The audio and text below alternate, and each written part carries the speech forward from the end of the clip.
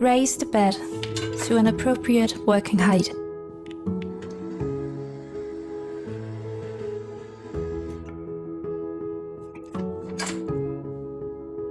Place the pillow on the side that the patient will be turned towards. Tilt TurnAid down by pushing the blue handles. Prepare the patient for turning.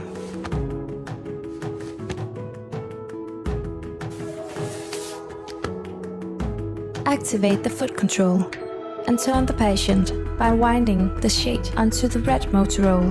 The patient turns calmly and gently. Loosen the sheet. Tilt TurnAid up again by pushing the blue handles. By pushing the black handles, you can completely lower TurnAid. The caregiver can now pull the patient towards them, thereby avoiding a poor work posture.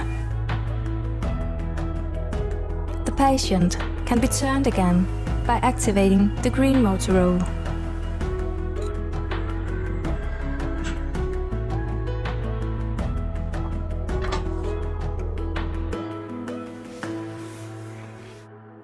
TurnAid can also be controlled by the supplied hand control.